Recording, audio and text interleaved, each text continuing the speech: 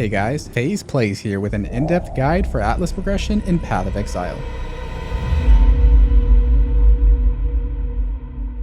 This covers everything you need to know to get from Tier 1 maps to 4 Voidstones, then Tier 17 maps and beyond. Let's dive in.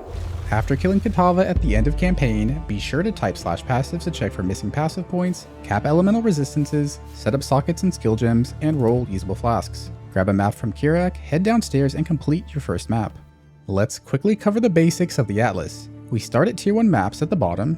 Our first long-term goal is to work towards Tier 16 maps at the top. For map completion, white maps must be magic, yellow maps rare, and red maps rare corrupted. Defeating the boss of each map grants 1 Atlas passive point, which will help sustain maps into higher tiers or specialize into specific content. When a map drops, it can only be either a connected map or an already completed map. Connected maps and incomplete maps are more likely to drop than completed maps. To efficiently climb map tiers, we use the +2 diagonal strategy. This means that whichever map you're running, try to have already completed a map that is 2 tiers higher. Here's an example of how this works in practice. Complete your first Tier 1 and let's say a Tier 2 drops. Complete the Tier 2 and a Tier 3 drops. Complete the Tier 3. Now we can go back and complete all of the Tier 1 maps since we've completed a map that is 2 tiers higher. Then try to complete a Tier 4. After that, go back and complete Tier 2s, and so on. The reason we do this is because map bosses have a chance to drop maps that are 2 tiers higher. Atlas progression isn't always predictable, but using the +2 diagonal strategy where possible will help smooth out any variance. Map drops alone aren't enough to reliably progress the Atlas. Enter Kirac.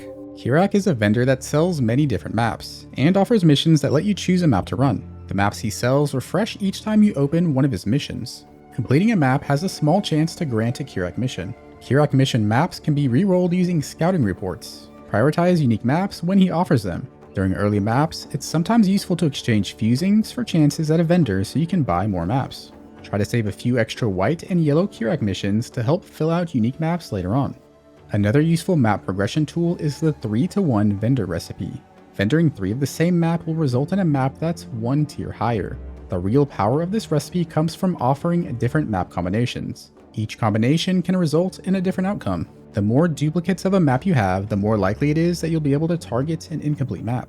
The Atlas tree is a powerful tool that lets you customize your endgame experience, improve map sustain, or specialize into specific mechanics. Here are some basic progression principles. Getting early Kirac mission chance is vitally important to help avoid a bad streak of unlucky map drops. The connected map drop pathing nodes are very useful for map sustain. Rushing Unwavering Vision is a common early strategy. It's a good way to kickstart your Atlas, and the downside of no scarabs doesn't matter much early on. For league mechanics during early progression, Nico, Shrines, Betrayal, and Expedition tend to be quite good, but of course there's a ton of flexibility here. Reaching 50 and 100 map completion unlocks a second and third Atlas tree. Easily swap between different strategies on the fly. In yellow maps, you'll start encountering 3 questlines: Maven, Eater of Worlds, and Searing Exarch. Defeating your first Tier 6 map boss drops Maven's Beacon, which adds a new option to your map device. Toggling this makes Maven witness or empower the map boss. After witnessing 3 bosses, an invitation will drop. Defeat the witnessed bosses in her crucible. Slowly work towards doing this 4 more times for a total of 5 Atlas points. After the final 10 boss invitation, it's rarely worth Maven witnessing unless running destructive play. For the Eater and Exarch questlines, you'll randomly stumble across the Envoy and Maven, once in yellow maps and once in red maps. Talk to the Envoy and either a Flesh Compass or Luminous Astrolabe will drop, which will add another option to the map device. Once a map is placed in the map device, if an influence is toggleable, that means it will grant quest progress. Initially, cycle between any of these 3 influences. As you push into red maps, start prioritizing Eater and Exarch influence over Maven. For efficient map usage, try to match the map tier you run with the map tier required for each quest. Turning on quest tracking in UI options can be helpful at this point. In early red maps, you'll encounter the required mini-bosses, the Black Star and the Infinite Hungerer. Defeat the mini-bosses, then keep working on Eater and Exarch influence until Tier 16 maps. The invitations are guaranteed drops from your first Eater and Exarch Tier 16 map boss kills. Defeat the Eater of Worlds and the Searing Exarch for your first 2 Voidstones. Voidstones provide better map sustain, raises the tiers of all maps on the Atlas, and grants a chance for Tier 17 maps to drop. The final 2 Voidstones are from Uber Elder and Maven.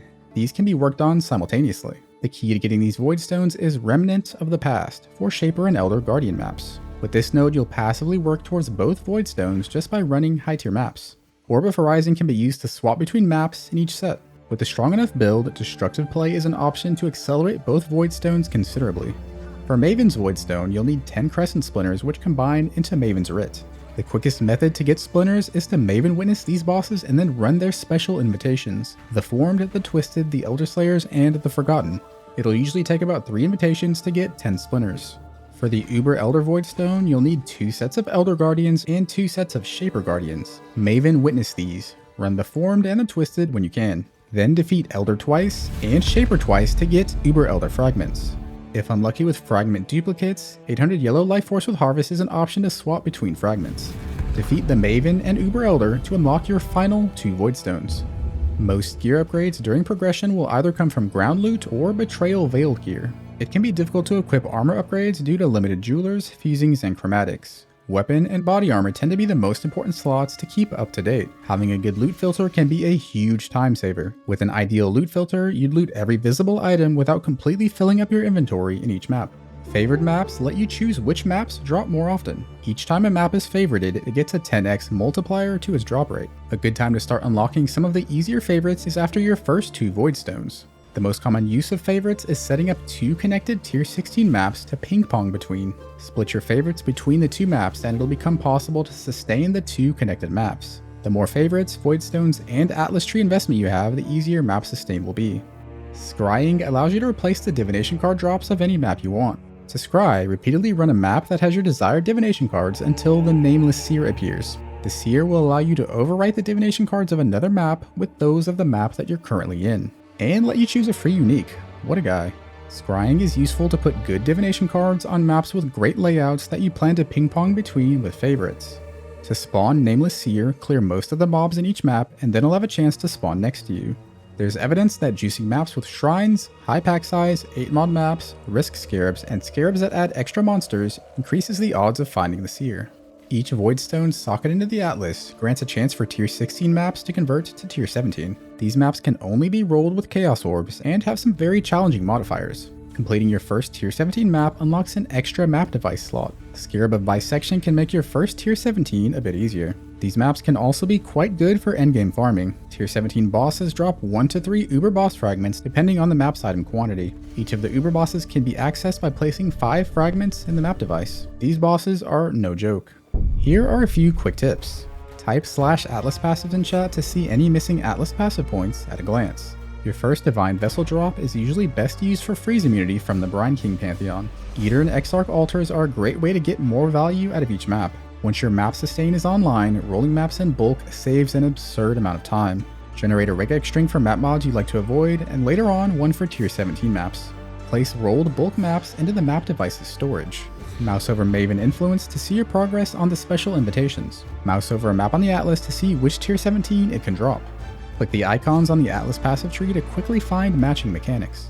Atlas Tree Search also works for the stat dropdown window. Difficult red map boss? Consider using a Transmute, Regal, then Vol for a potential 2 or 3 mod map. As always, thanks for watching.